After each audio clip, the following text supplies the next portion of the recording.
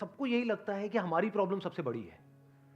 अगर यहां पर मैं एक एक करके सबको बोलूं कि आप बताओ कि आपकी लाइफ में क्या क्या प्रॉब्लम्स आई या अभी क्या प्रॉब्लम्स चल रही है, तो आई एम श्योर कोई सोच भी नहीं सकता कि अच्छा ऐसी प्रॉब्लम्स भी कोई फेस कर सकता है क्या।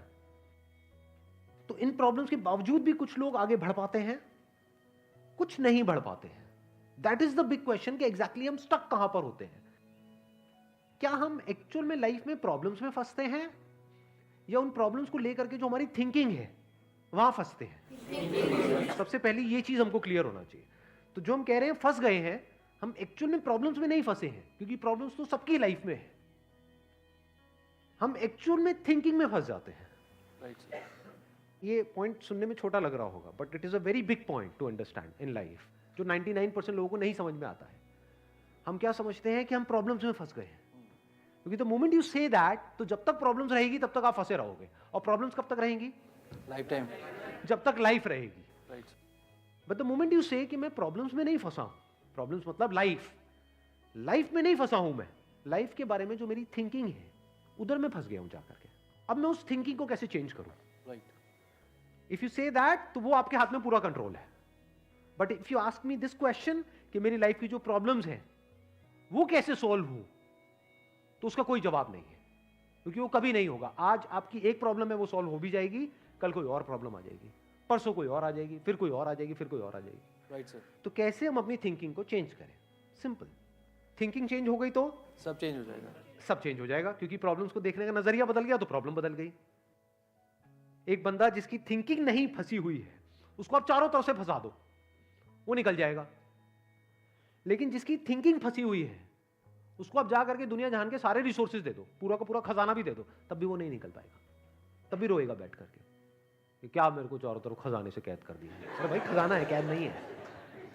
देखे ना ऐसे लोगों को जिनके पास में सब कुछ है लेकिन रोते रहते हैं।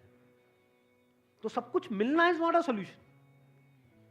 जिनकी लाइफ में कोई प्रॉब्लम नहीं है वो भी रो रहे हैं। सो अब आता है कि इसका सॉल्यूशन क्या है, कि we are stuck in our thought process, how to get out of it. तो सबसे पहली चीज ये समझनी है, ज्यादा सोचने से कुछ नहीं होता है, सही सोचने से होता है। अभी सही सोचना क्या है?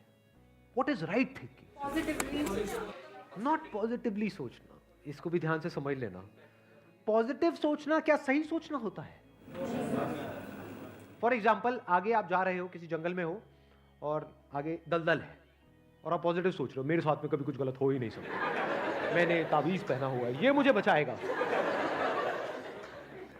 बहुत लोग हैं बहुत पॉजिटिव है लाइफ को लेकर के, बट क्या उनकी सोच सही है? अभी सही सोचना क्या है? सर मेरे हिसाब से मतलब इंटेलिजेंसी से सोचना, कि मतलब कुछ ऐसा सोचे कि आगे जाके हमें कोई हानि ना हो, कि एक इंटेलिजेंट माइंड से सोचे। अभी इंटेलिजेंट क्या है और फूलिश क्या है? एक है फूलिश तरीका सोचने का, बेवकूफों की तरह सोचना, एक है इंटेलिजेंस के साथ में सोचना। What is intelligence? जिसको हम इंटेलिजेंस कहते हैं, वो इंटेलिजेंस क्या है? साइंस को इंटेलिजेंस कह सकते हैं? नहीं कह सकते। नहीं कह सकते। तो किसको कहोगे? सुपरस्टिशंस को इंटेलिजेंस कहोगे? सुपरस्टिशंस मतलब क्या? बिलीफ, कुछ भी मान रखा है, उसको पकड़ के बैठे हुए, उसके हिसाब से एक्ट कर रहे हैं, उसको इंटेलिजेंस कहोगे? या साइंस जिस तरीके से आगे बढ़ रही है उसको इंटेलिजेंस कहोगे? एग्जैक्टली। तो साइंटिफिक वे ऑफ थिंकिंग समझना पड़ेगा, वो क्या है, उसको अपनी लाइफ में लगाना पड़ेगा, तब आप कह सकते हो आपकी जो थिंकिंग है वो सही है। अब ये साइंटिफिक थिंकिंग मतलब क्या? रियलिटी को एज इट इज देख लेना, दैट इज साइंटिफिक थिंकिंग। यही तो है, और क्या है? There are laws of this universe, उसको एज इट इज देख लेना, उसको ऑब्जर्व करना, यही तो है साइंटिफिक थिंकिंग। उन लॉज को बदलना नहीं, क्योंकि साइंस बदल नहीं सकती उन लॉज को। लॉ ऑफ ग्रेविटी को साइंस बदल नहीं सकती है, उस लॉ को समझ करके उसके हिसाब से एक्ट कर सकती है।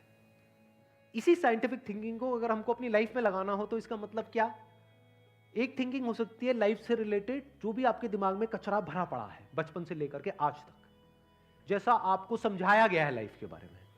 किसने समझाया है? वो लोग जो खुद नहीं समझते,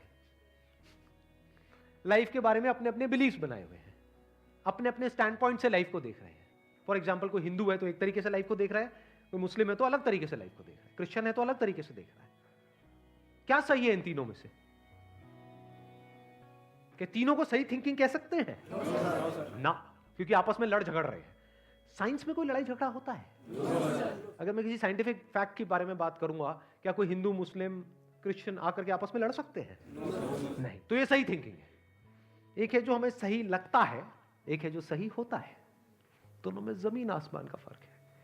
एक है जो आपको सही लगता है, एक है जो सही है।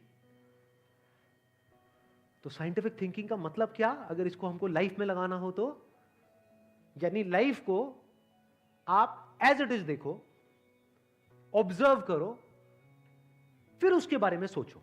This is scientific thinking. और ये जो फंडा जिसकी मैं बात कर रहा हूं, इसको आप लाइफ के किसी भी एस्पेक्ट में लगा सकते हो।